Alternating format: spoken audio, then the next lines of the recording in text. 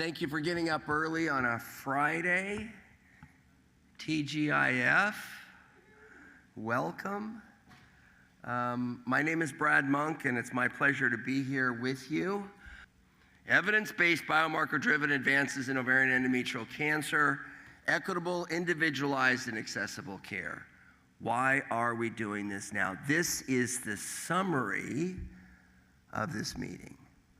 Okay, we're doing it on the last day to distill and bring several concepts together. I apologize for not talking about cervical cancer this morning, but be grateful that we can discuss endometrial and ovarian cancer together.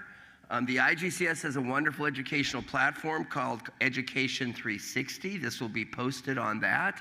The GOG Foundation, and thank you to Jenna Cummins and her team for participating in getting us organized. It will be posted on the GOG YouTube website. I want to also thank AstraZeneca for their support for allowing this to happen. So thank you. It's my pleasure to be your host. I'm very excited about this because this is a high-level distillation. We want to summarize and discuss, okay? So I'm just going to say hi to my friends. Why don't you just say hi quickly, Dr. Weston? Hi, I'm Shannon Weston from Endometrial. And I think you have to push the microphone. Hello? Oh, yeah, I do. Yeah, let's go. I'm Shannon Weston from MD Anderson Cancer Center. Ooh, that's better. It's good to be second. Hi, I'm Scott Jordan. I'm a GYN oncologist at Broward Health Medical Center in Fort Lauderdale. Wendell Nauman, I'm a GYN oncologist at Levine Cancer Institute, Wake Forest University, Charlotte, North Carolina. So we appreciate you. They made these slides. These are independent. And as I said, they'll be available. And these are the disclosures, but this is fair, balanced, and I hope you'll find this impactful. So our objectives are to apply evidence. Number one, apply evidence to help our patients. We're a very patient-centric organization, and to do it using biomarkers. Now, I'm going to ask you a question in a minute to even see if you can evaluate biomarkers. And if we can't, we've asked Dr. Nauman to talk about the availability of biomarkers in various settings. Number three, if you know anything about me, I try to be evidence-based, but I also try to be practical. So we try to integrate practical biomarker testing based on evidence. And then, as you also know from all of us, we're always looking forward because we leave no one behind.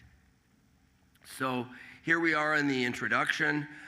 We'll then transition to Professor Weston from MD Anderson, Dr. Jordan from Broward Health, Dr. Nauman from Atrium Health, Wake Forest, and then we'll have time for discussion. So if we could sort of go ahead now to Slido, if you could pull up the Slido here, there'll be a little thing for you to scan. Let's go ahead and scan this now. We want to see where you're from. So let's scan that and figure out where you're from. Obviously this is an international meeting. We couldn't name every region of the world, but we did do North America, South America, Asia, Europe, and Africa.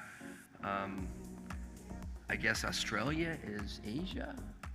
We'll figure it out. It's not? Oceanus. She's right there. The light's right on your face. And she says, nah. Okay, then say other. All right, so let's go ahead and vote here.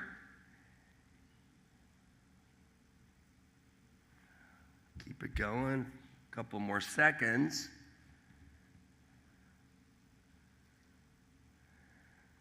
So as you can see, this is a very diverse group, and that's exciting. And give it one more second. Okay, we have someone from every region of the world. So let's go to the next question.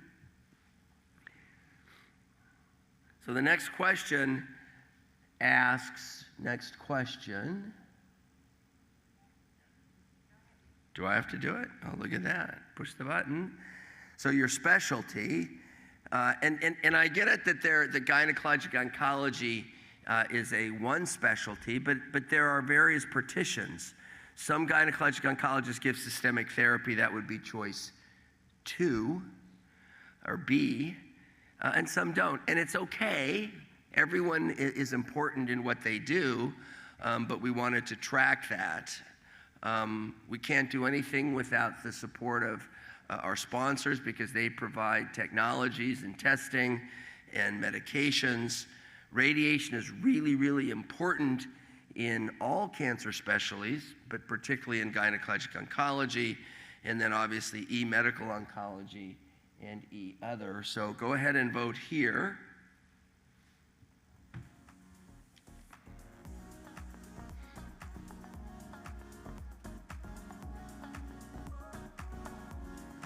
Yeah, so for us, it just turns out that all 4 of us are gynecologic oncologists, and it turns out, I think it's by chance, all 4 of us give chemotherapy. A lot of that is American-based. However, even in the US, half of gynecologic oncologists do not give systemic therapy. So it's not always the same, and we have great multidisciplinary tumor boards and interdisciplinary teams so that we can come to the right treatment decisions. All right, now let's go ahead and do this one. This is the most important one. This is a drag and drop. And we maybe should have had biomarkers are not available. So what you do is you highlight it and then slide it. They call it Slido. That's the name of the, Jenna's like, oh, I gotcha. That's why they call it Slido. And you can drag and drop, slide to the top. I think everyone can probably do some immunohistochemistry such as DMMR, which would be H, and you can select more than one, and I think that's exciting. And P53, as you know, can either be done with immunohistochemistry. It's fairly reliable. And I want it to be broad. You can also do it with next-gen sequencing, P53.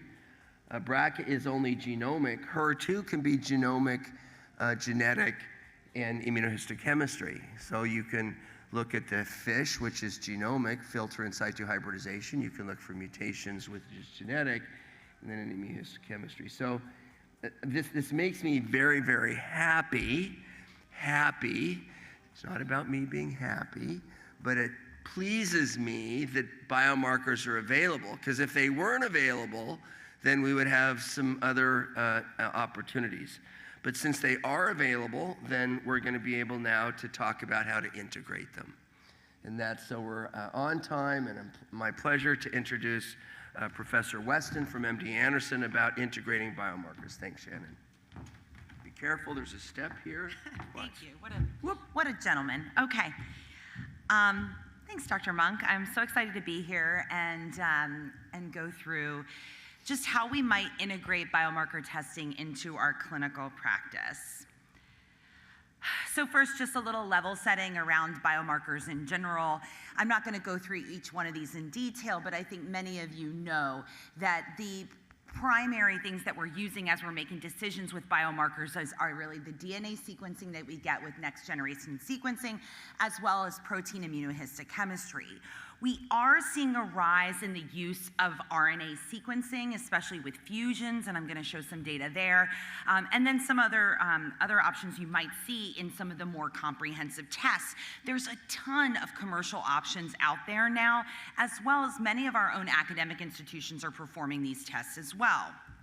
Now, again, level setting, how can they help us? And we see a lot of mixing and matching here, but it's very important to understand what information your biomarker is going to give you.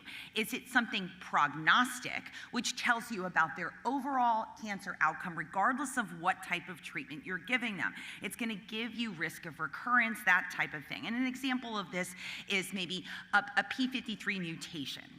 Now, conversely, when we see things like predictive, that means it's going to help us pick a therapy. It's going to give us an idea of how well a therapy might work, right? So HER2 aberrations with a lot of our new HER2-directed therapies. And you can see in low-grade serous ovarian cancer, the presence of a KRAS mutation actually improves survival. That is prognostic. But conversely, with a TRK fusion cancer, we can give them a drug like larotrectinib. Look at that beautiful waterfall plot. That is going to be a predictive biomarker. Now, moving into biomarkers of ovarian endometrial cancer, obviously, BRCA mutations and the presence of homologous recombination deficiency has been a huge impact clinically on our patients, where we're seeing upwards of 20 to 30% having some type of mutation in the pathway, the most common being BRCA1 or 2. And we can see that across all of the epithelial ovarian cancers, obviously most commonly in high-grade serous, but still important to check in some of the more rare ovarian cancers. And then it's also important not just to check for BRCA, we want to be looking for all the pathway mutations like RAD51D, RAD51C, PALB2. Those have been potentially predictive for benefit from therapy. Moving from mutations, there are a number of other aberrations that can lead to that deficiency in homologous recombination repair that can also predict benefit from PARP. So BRCA itself and the genes that are related, mutations in those genes are prognostic, but they also can be predictive of benefit from PARP. Now, digging a little bit more into testing for HRD, we only have the ability to test for the presence of HRD or homologous recombination deficiency at some point. Ideally, we're going to move towards a more functional test, which is in that middle column where we're looking at the actual presence of RAD51 foci. If we see those, we know we have a homologous recombination proficient tumor. But if we see a lack of RAD51 foci, that could tell us, okay, this tumor has active deficiency. And that may be a better predictive test for the use of PARP inhibitors. We don't have access to that right now. Right now, we see a scar. We see aberrations that are associated with genomic instability and deficiency, and that includes things like loss of heterozygosity, large-scale state transitions, and telomeric allelic imbalance. And this is an example of the HRD score that the Myriad group uses, where they cut it off at 42. But there's this wiggle room in the middle where we can lose patients. They're actually incorrectly classified and potentially could get benefit. Now, we do see clear prognostic information around survival after chemotherapy in ovarian cancer with the presence of HRD, and of course, it can be predictive of benefit from PARP. But what about an endometrial cancer? This is where we have a little bit less information. We know that there are presence of mutations in BRCA and other critical pathway members that can be seen in endometrial cancer, maybe in up to 20 to 30%. But there are also other mutations in pathways like ARID1A that could also be potentially predictive for benefit from PARP. So those are of interest.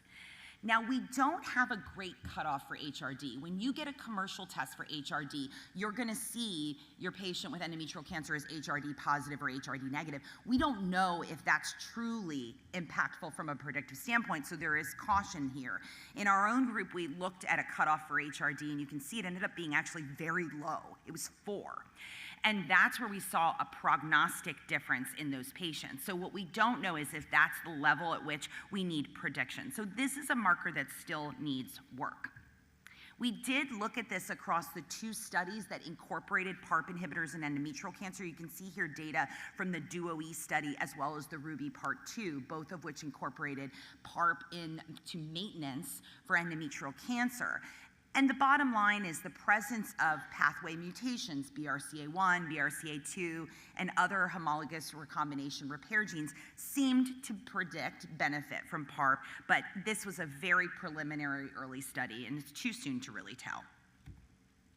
Now, transitioning into other markers, you've seen the TCGA data for years now, and it really helped us move away from lumping all endometrial cancer to splitting specifically around mismatch repair. And you can see there's a very nice pragmatic way that we can test to help bin our patients with endometrial cancer and potentially, again, get prognostic data for sure, but potentially get predictive markers as well, starting there with POLE when we can, okay, and moving on to mismatch repair, and then finally P53.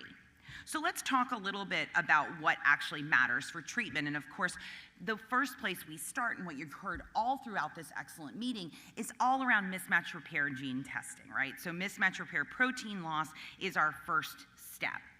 So when we talk about mismatch repair protein, this is immunohistochemical tests. We're looking for MLH1, PMS2, MSH2, or MSH3. And these all will detect and correct mistakes in DNA replication. And when we see loss of them, and these are some lovely slides from my pathologist, when you see loss of staining, that's concerning for the presence of mismatch repair deficiency.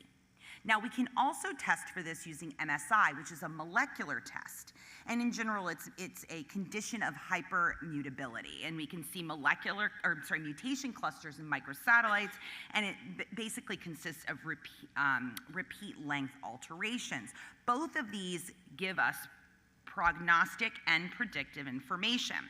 Now, we know the presence of MSI is going to be predictive for benefit from a checkpoint inhibitor, especially in the addition of chemotherapy. But the question is, does mechanism of MSI matter? We've seen data in some of the single agent checkpoint that perhaps if you have loss of protein related to a Lynch syndrome mutation, then you have more benefit than those that have it from promoter hypermethylation, which you see here. But Dr. Eskander did beautiful work looking at the mechanism of MSI and actually found, no, the addition of pembro to chemo worked no matter what the mechanism of MSI was. So important to test for all of these to find this option for your patients. We recently looked at some data around TMB, right? So TMB high, when we have the presence of that, we have the opportunity to use single agent checkpoints. We looked at it in DUO-E to see how much overlap there was between TMB high and mismatch repair. And you can see, in general, there's a lot of overlap. But there is going to be a population that's MSI high that is TMB low. And conversely, there's a population that's TMB high, but mismatch repair proficient. We did not see a difference in benefit from checkpoint. So no matter what, if you have a mechanism that predicts benefit from checkpoint, you should use checkpoint. So if you're TMB high, but mismatch repair proficient, you still see benefit from checkpoint. Okay, so now transitioning to some other tests. So folate receptor alpha, or FOLR1 testing, is an IHC expression. We have landed on the PS2 scoring, which is available both in your own institutions as well as from commercial options. I have these lovely slides at the bottom here from Dr. Anais Malpica. You can see that we actually tested a low-grade serous patient for some folate. And then in that second box is that moderate to strong membranous staining. That's what matters. When we see that, that's a folate positive tumor. Variable staining, cytoplasmic staining, these are irrelevant findings. We do not make clinical decisions based on them. We know when we have high folate receptor alpha expression, we have worse prognosis, and of course, it predicts benefit from mirvetuximab, which we're gonna see in a moment. HER2. Lots of different ways to test HER2. Depends on the drug that you're going to use. We have breast scoring, we have gastric scoring, and we even have our own endometrial scoring, the BUZA scoring, and I'm not showing it here. In general, I think a lot of our institutions have landed on the gastric scoring because we're most interested in using the most comprehensive way to identify positive protein testing. So if we see 2+ or 3+ protein testing, then we know we can use trastuzumab deruxtecan for that patient in front of us. With that being said, if you are using the breast scoring and you get that 2+, you can flip on to fluorescent in situ hybridization, and you can consider trastuzumab for that patient. Just like we're seeing with folate, HER2 does have an expression or an impact on prognosis, with patients that have higher HER2 expression having worse outcomes in high-grade serous ovarian cancer as well as in endometrial cancer. And then I'll just spend the last few minutes just on a few of our other aberrations that I think things are really developing for. First is P53 mutation, which is obviously part of our TCGA binning.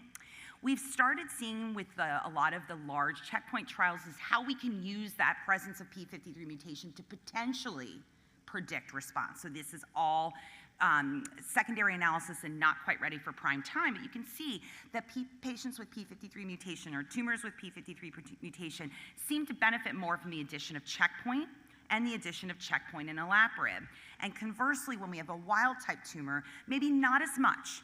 This is, again, too small numbers to really say definitively not to use these regimens, but it is something to consider, especially in light of the selinexor data, where we see in that P53 wild type a really nice reduction in the risk of progression. I do think it's important to take it in context, though. So we had some nice data around the presence of P53 wild type and dMMR, and it seems like we don't get as much benefit from selinexor here. This is really where we want to stick with checkpoint inhibitors.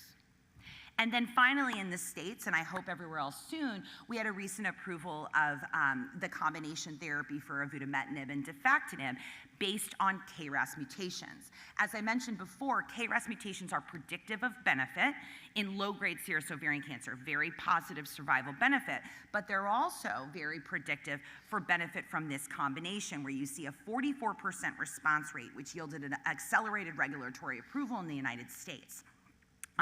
We're still too soon to say if this is a regimen that will also work in KRAS mutation negative, but that is what the ongoing RAMP 301 trial will tell us, so please continue to enroll your patients. Bottom line, patients in your clinic tomorrow, this is the snapshot of the things that we need to order for ovarian cancer.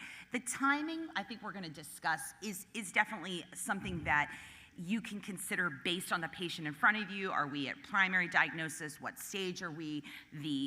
Are we in recurrence? That type of thing. But this is a nice little snapshot of the things that we like to try to order to help guide our patient treatments and trials. So absolutely, biomarker-directed therapy is here to stay. We continue to refine and continue to split these tumors so we can pick the best treatment, and really still need to understand how all molecular aberrations are created equal and how overlap might help us determine sequencing and treatment. Thank you so much.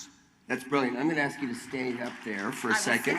Can you go back a slide? Because that was brilliant. I love that. Because that's the bottom line. Yeah. And I'm a bottom line sort of guy. That's why it's there for you.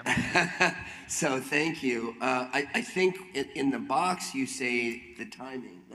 That's a big deal because these are expensive tests. We go by first names. I'm going to call Dr. Naumann Wendell. He's my friend for many years.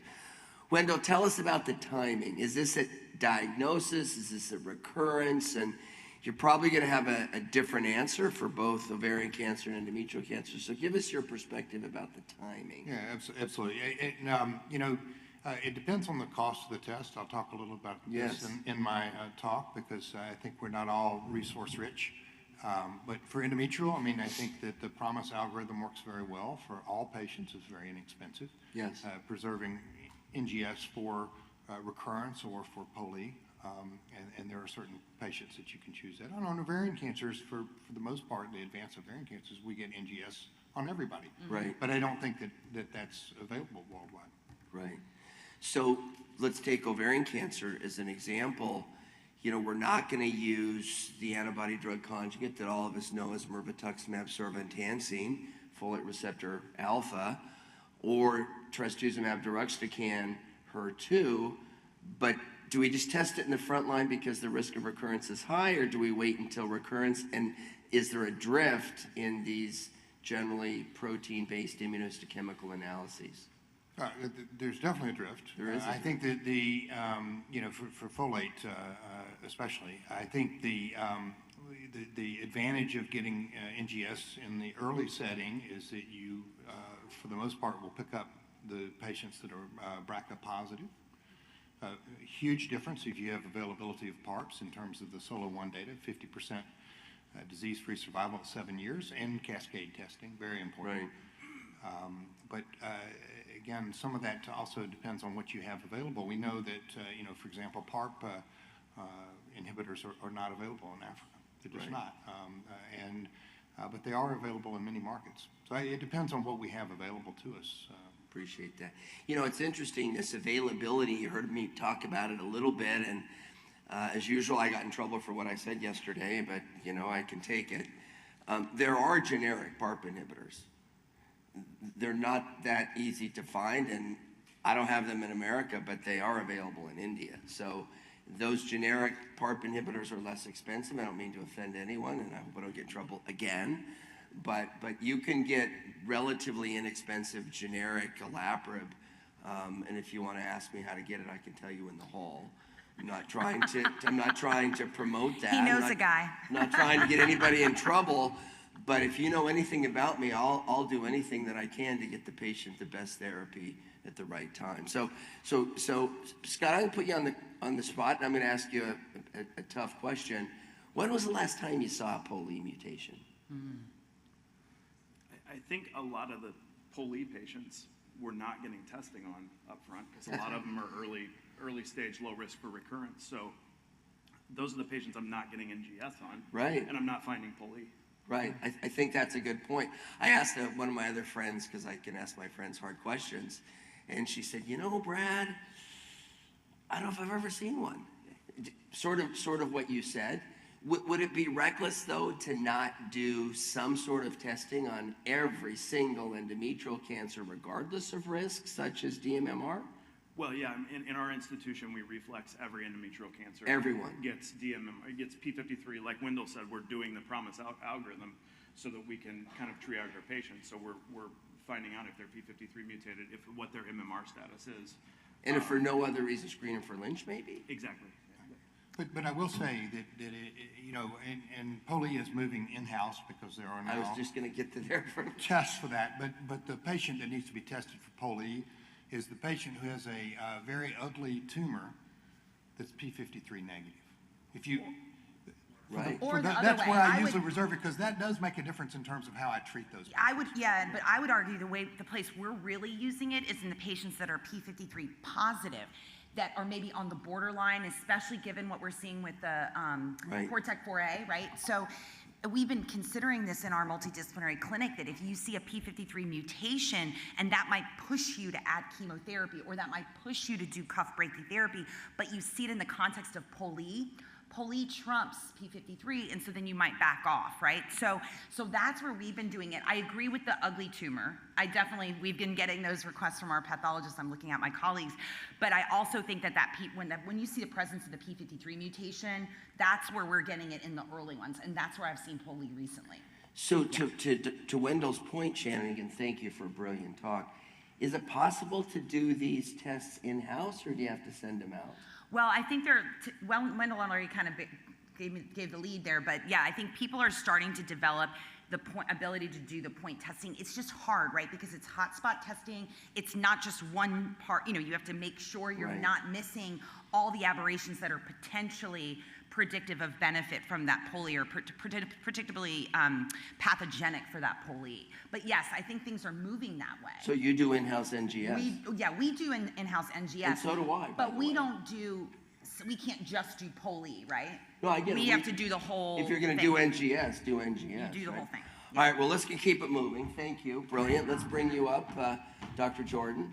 Dr. Jordan is a high-volume clinical gynecologic oncologist who is also, interestingly, one of the highest enrollers in all the GOG. Isn't that great? So the currency in my mind, frequently, it's not the only currency, is clinical trial enrollment. And I appreciate you, Scott, for your enrollment. He also leads several trials. And if you ever go to Fort Lauderdale, pretty nice place, in Florida, he has a beautiful boat. So Shannon's like, well, that's where I'm from. That's right. So go ahead, take it away. The boat's for sale, by the way, if anybody wants it. It would look real nice in Palm Beach, Brad. We're going to talk about applying all of those like evidence-based treatments, what you do with that information that Shannon kind of alluded to and did an amazing job going through all of the different biomarkers, where they kind of come into play. We're going to do a high-level overview of a lot of our advances in GYN oncology and ovarian cancer and endometrial cancer in the next 10-ish minutes, and try and hit pretty much everything that we do now, which is, I think, a pretty big task. So we'll talk about BRCA, HRD, we've already started talking about these things. Folate receptor alpha, HER2. PD-L1 for ovarian cancer, maybe. We just saw a couple weeks ago the B96 data. We'll go over that a little bit too. But I like to think about things in terms of, for me, where we started is like where I started training, where I started fellowship, and this is where I started fellowship, because I look old, but I'm actually kind of young. So 218 was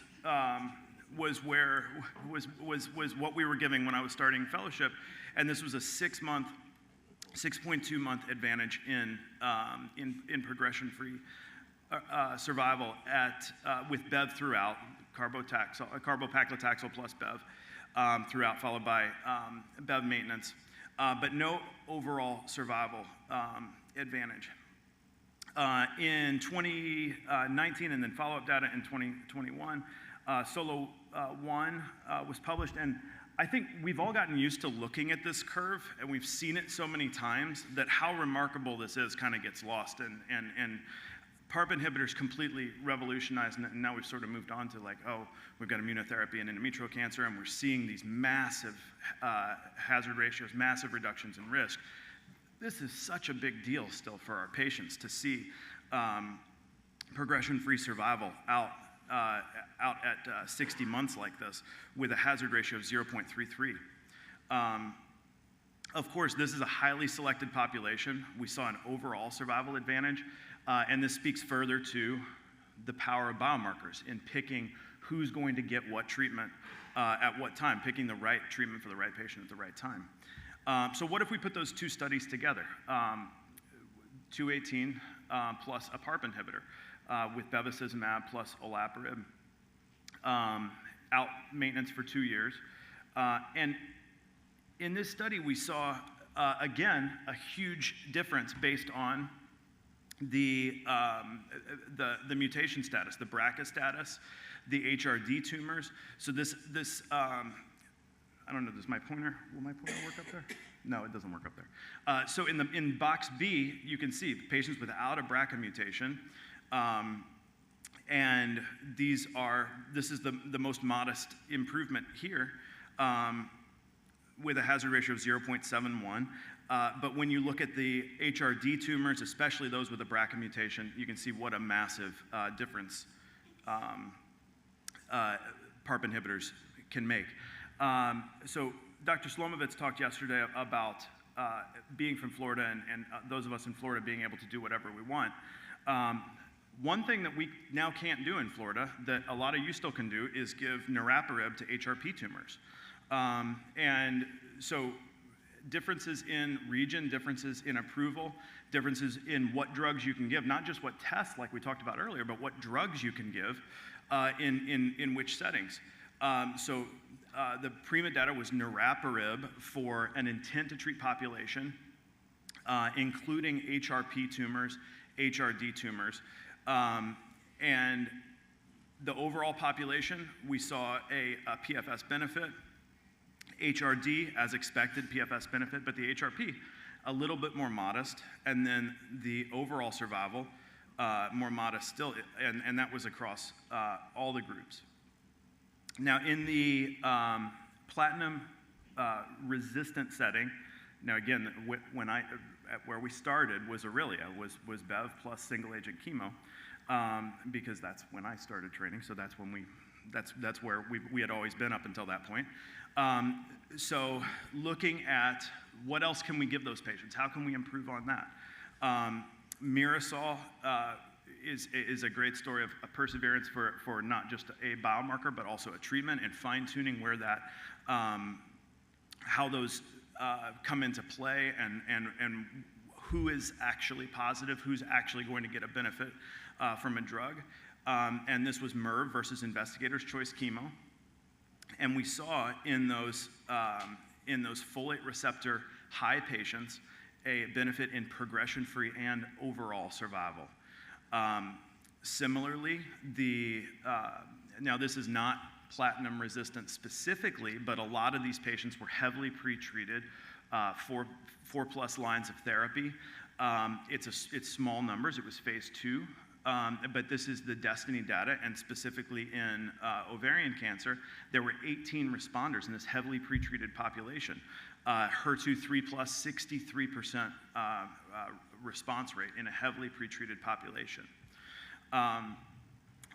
So looking across what we now have to offer these patients, or what we will soon have, we've got the Mirasol data that we talked about, MERV versus investigator choice chemo and folate receptor high. Rosella data that was presented earlier this year that showed nab-paclitaxel plus relacorilant in an unselected population, platinum resistant. And then B96, we talked about, was presented a couple weeks ago.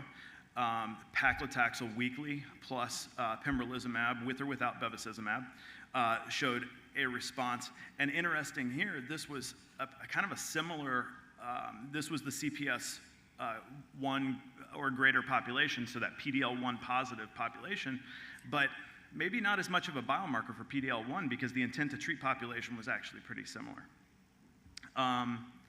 So changing gears now to endometrial cancer.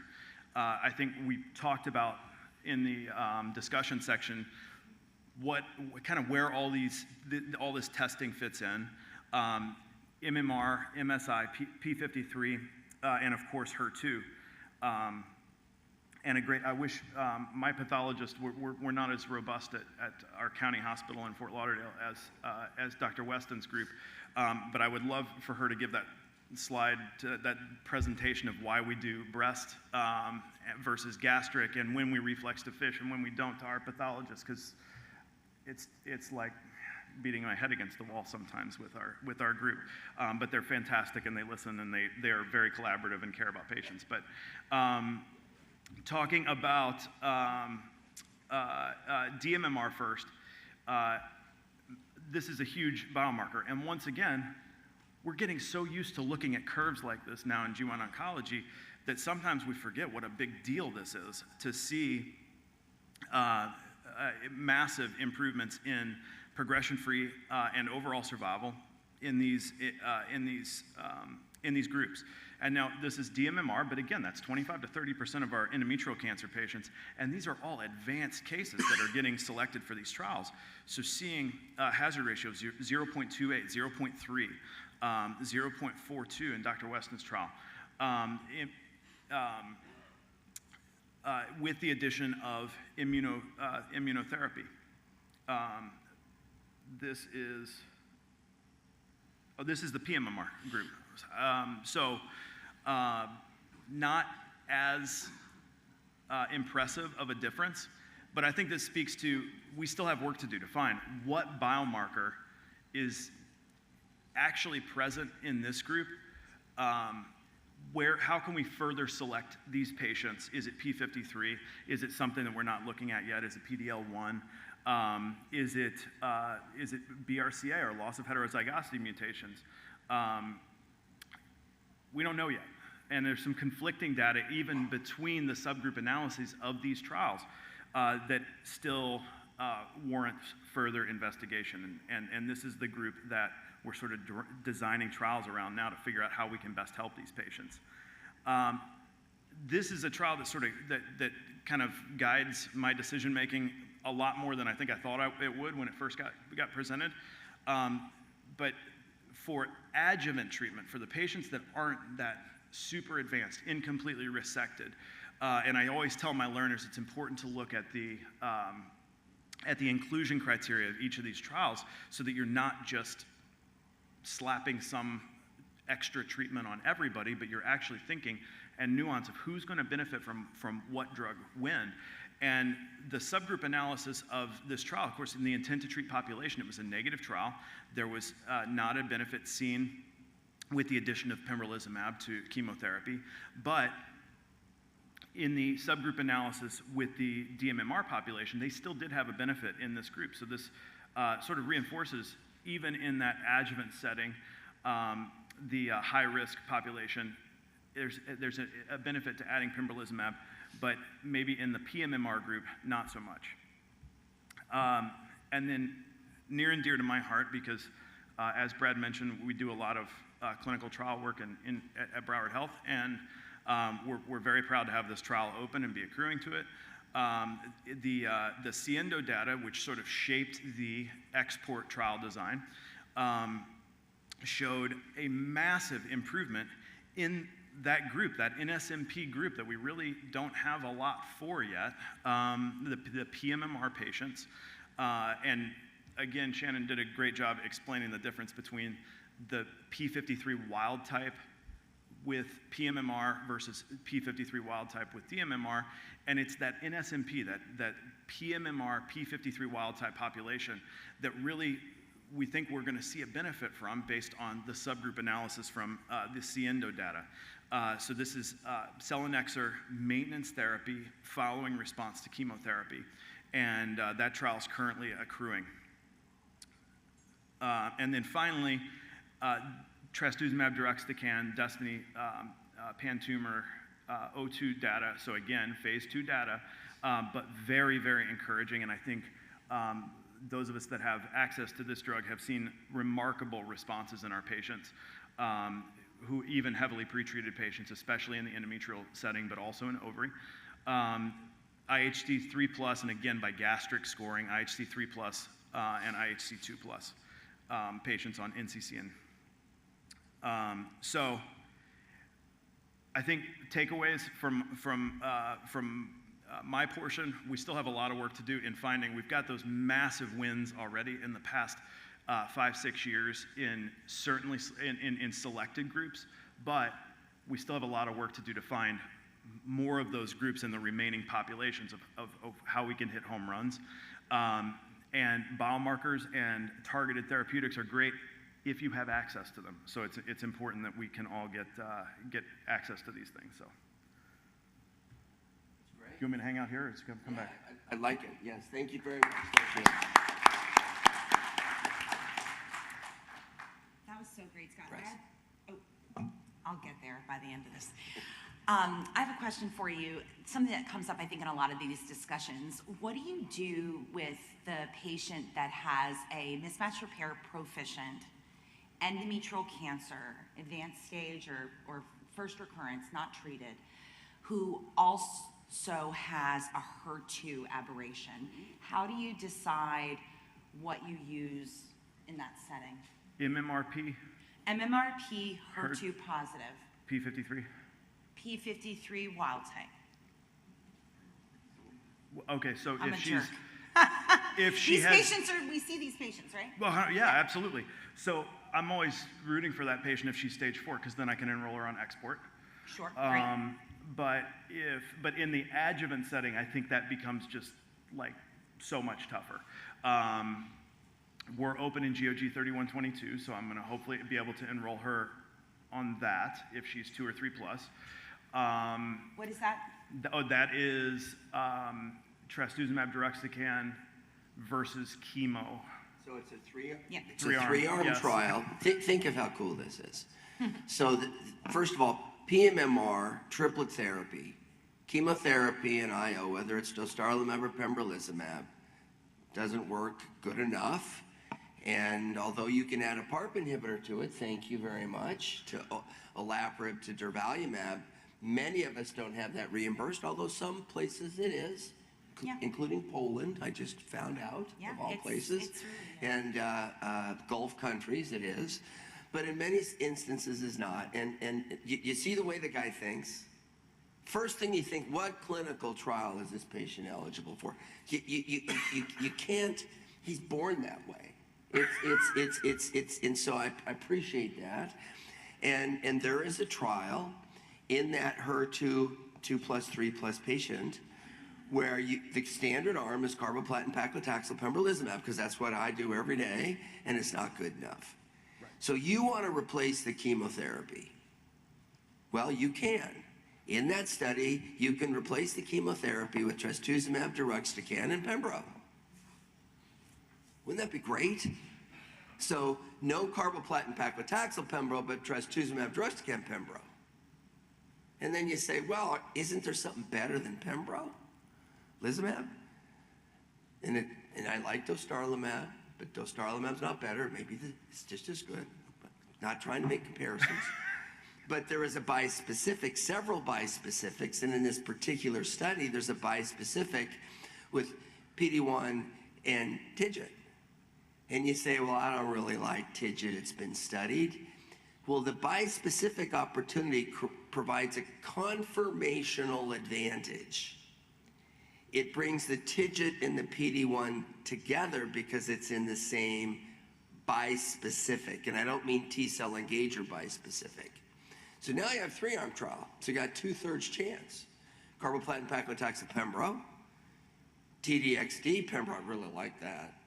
And TDXD, relvegostomig, which is TIGIT, okay? PD-1 bispecific. So that's the study that you were referring to. I'm sorry that I could roll it off my tongue because maybe I rehearsed it. But that is a exciting study. I have it too. So that study is open around the world. It's listed on clinicaltrials.gov. Vicky Macker, I think, is the global PI of it. We have an NGOT PI. It's a collaborative study. It's also open in Asia. So I get so excited about that. So Me that's too. why I was excited. I know you. That was your idea. And it was your question. But back to your question, Shannon. Sorry, I realized I didn't really answer. Like I tried to avoid it by talking about clinical trials. On like standard of care, I think I'm favoring trastuzumab in that setting, Trastuzumab rather over- than trying to like just Make it force trastuzumab. force an IO. Yeah. I get you. Fair enough. All right, well, that was great. Let's keep rolling here. I mean, you guys are on time. That's pretty exciting. So thank you. We're going to have our third talk. Wendell, thank you for joining us all the way from North Carolina. I noticed, Wendell, so our government is closed. Our government is closed because we cannot agree how to pay for health care. And what they said is, well, you know, the government pays for the airline traffic controllers. And one of the airports that's going to slow down is his airport, right? Charlotte. So I hope might be you- stuck here. It's I hope terrible. you can get home, my brother. So go ahead. Thanks, Fred. I really appreciate the opportunity to speak. I've been involved with IGCS for about 20 years. There are many global challenges delivering health care to the rest of the world. Some of this is the difference in income between countries. This is from World Mapper. So the countries are blown up based on the income, the gross income for the countries. So we don't all have the amount of money, the same amount of money to spend on health care. You know, healthcare is a major contributor to multidimensional poverty. I think we need to remember this, and it's particularly in Asia, Africa, and parts of South America. Really important. Now, how much money do we spend on healthcare? And it ranges from about $50 up into the U.S., where we spend almost $14,000. This is a plot, it's a very interesting plot that AI helped me with, but this plots the life expectancy on the y-axis to how much we spend in healthcare on the x-axis. Very interesting.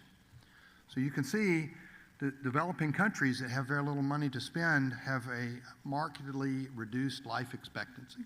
And then that plateaus at about $2,000. And then, of course, the countries go up to about $7,000, and the U.S. spends twice as much, and for lower life expectancy, partly because we're not very good at public health and not good stewards of our dollars. Cervical cancer is a major challenge, and that's one of the focuses of IGCS, but if you look at the ovarian and endometrial cases, this is almost 750,000 cases and about 1/3 deaths. Many of these can be prevented. The world ovarian cancer rates generally are higher in the developed nations. You can see in the blues and the purples. Some of this is socioeconomic and you know, in terms of lifestyle and testing for BRCA, those type of things, and life expectancy. Now, ovarian cancer rates are going down. They're going down worldwide. They're going down faster in the U.S. Why? Because we're doing more cascade testing, and we're also, so we're picking up the BRCA patients and we're taking fallopian tubes out. This is a very low-cost intervention, And you can see there's a reduction in worldwide ovarian cancer rates, which are actually lower than the US. And some of this is environmental. We've also had, despite the fact that the incidence of ovarian cancer has gone down by about 40%, the prevalence has actually increased by 40%. And you can see the jump in the green graph. That is because we have new treatments for ovarian cancer. So we're actually doing much better in the United States, this is US data, in terms of the survival for these patients because of the new interventions and drugs that we have. Now, that's the good news. The bad news is uterine cancer is getting worse. It's getting worse in the US, as you can see in the top graph. It's getting worse in the world, as you can see on the bottom graph. But the mortality is increasing. This is really concerning. This is, and there's racial disparities in these data as well. We don't quite understand why, but the high-risk endometrial cancers are definitely increasing in our country. But this is a worldwide phenomenon. This is going to be a problem. If you look at the number of obese children, look at China, 28 million obese children. These people are going to be at high risk for endometrial cancer. This is going to be an epidemic that will spread from the US to the rest of the world, and even in developing countries in South America, Mexico, high rates of obesity. We see this slide. Shannon showed us this slide based on the TCGA data. We have gotten a very, very complicated algorithm for endometrial cancer now. So we divide this molecularly, divided by grade, and all of these patients need different treatments. It's very important to subdivide these out. We heard a very nice abstract that was presented from Portec 4A looking at the cost effectiveness of genetic testing and how we can use this to triage or prevent over-treatment of some of these subgroups. But next-gen sequencing is close to $1,000 US.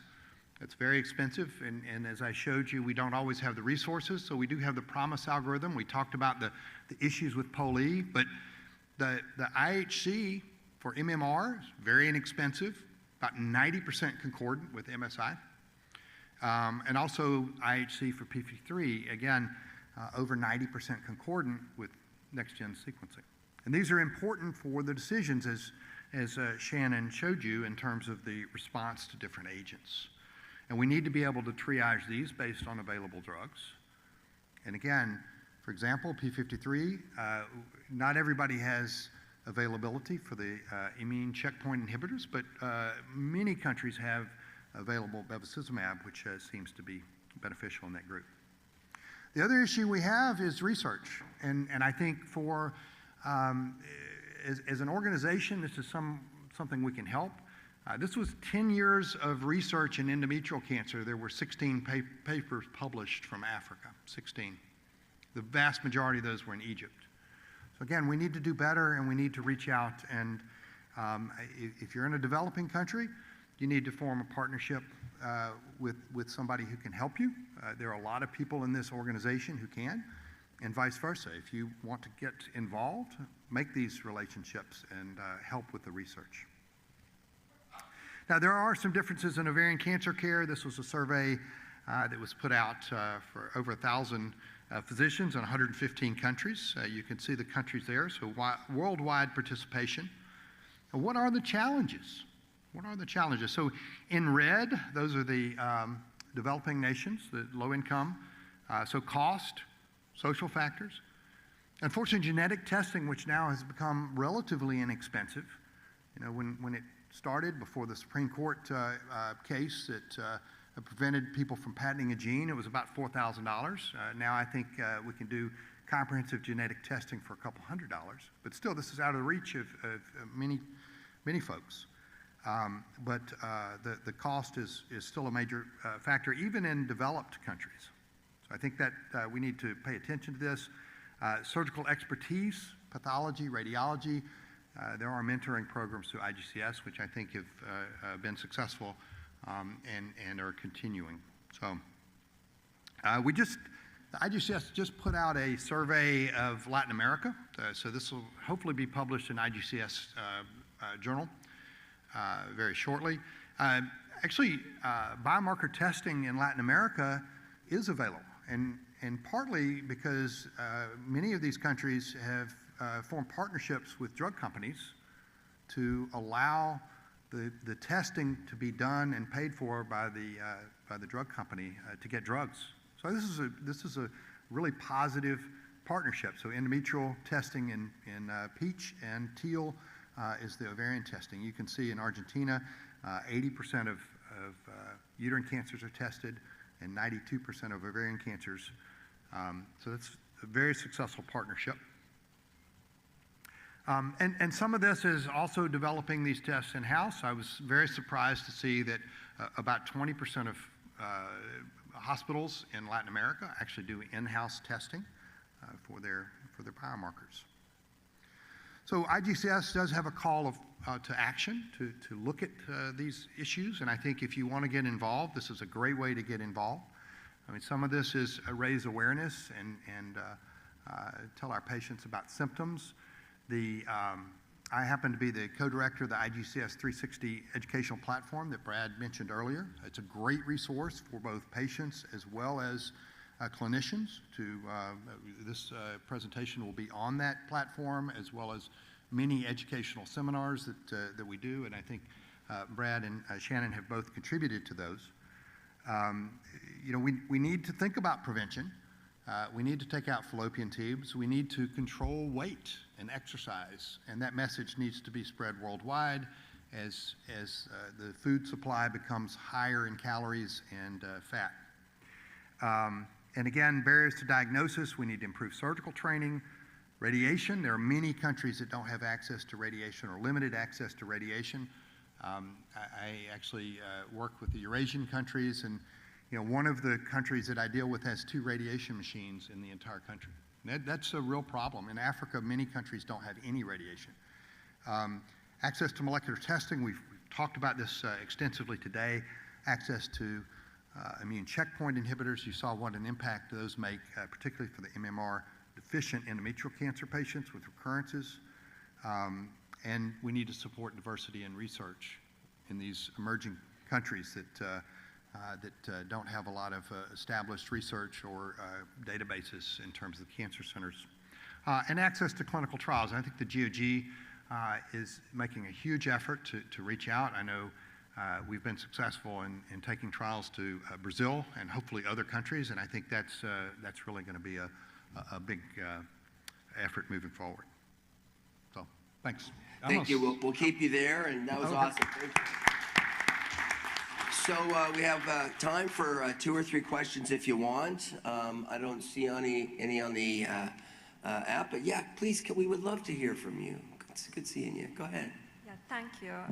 Great talk. I was very interested to hear your thoughts about the ADC targets. So in our clinical trials, we collect both archival or fresh biopsies to assess the antigen expression.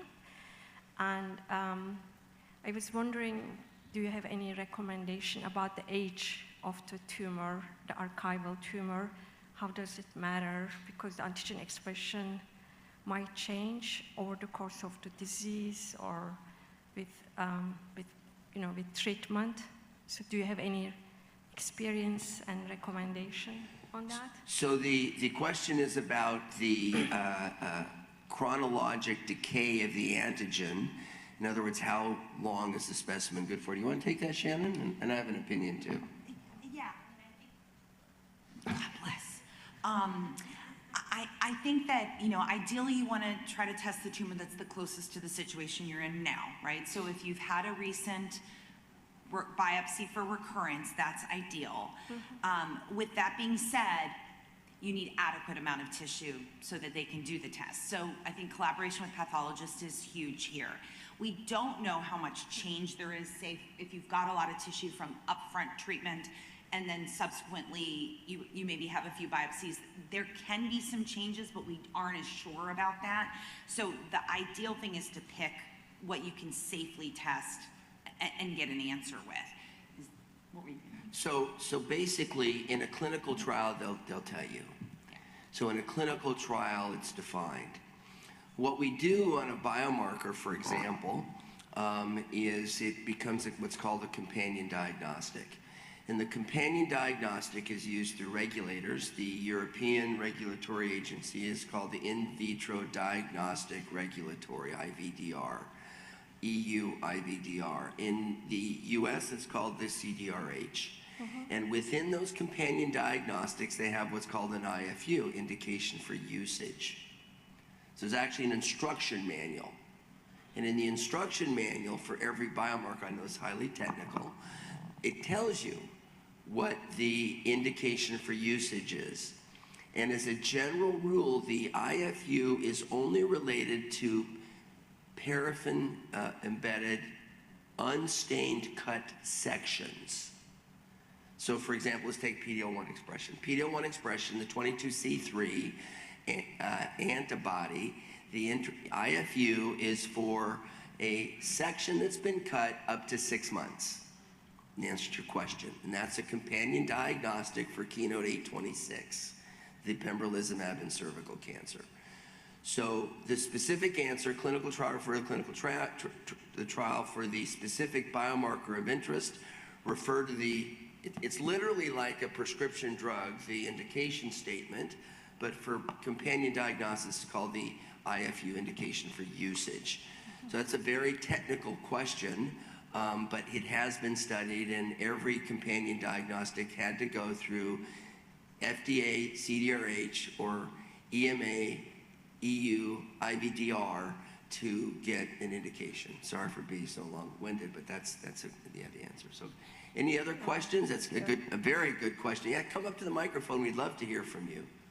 And that was a fun question, and I'm very interested in that, and that's why I actually happen to have an answer, which is rare for me. But good morning to you all.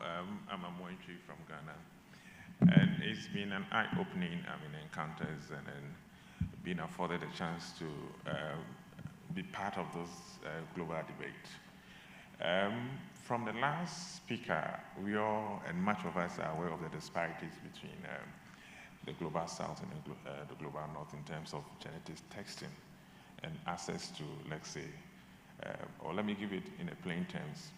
I've managed over 350 confirmed ovarian cancer cases. Less than 10% of them had IHC. a little closer to the microphone. Yeah. Sorry. Less than 10% of them had immuno testing. And we all are aware how limited the options become in terms of the treatment. On average, our ovarian cancers are doing so bad.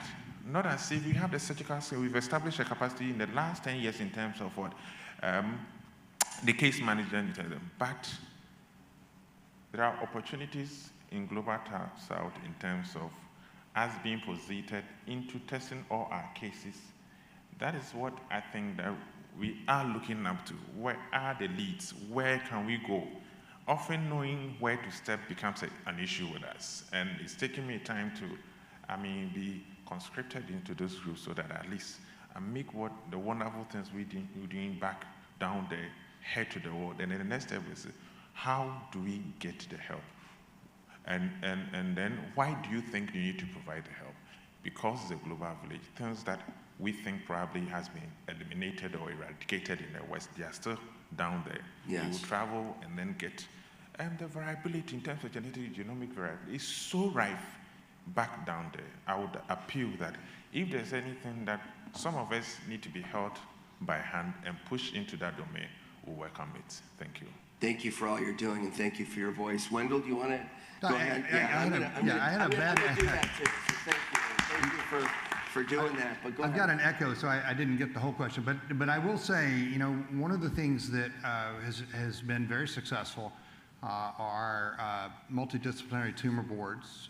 We have these in many different languages across the spectrum, and you can actually get involved in these. Very often we have pathologists and radiation oncologists as well as GYN oncologists give expert opinions, and I know that some of our pathologists have even reached out to help with diagnoses, and they've sent slides off for reference pathology or to look at the pathology. So, there are resources. Getting the drugs, that's a completely different issue, but I think we can help people use what they have efficiently. Right. Yeah. Well, listen, this concludes our symposium. Thank you, Shannon, Scott, Wendell. Fantastic job. And a big thank you to the audience and to the GOG and to our sponsor, AstraZeneca. We now have a coffee break, and then the session will start promptly at 1:15. And enjoy the rest of your day. Thank you for being with us.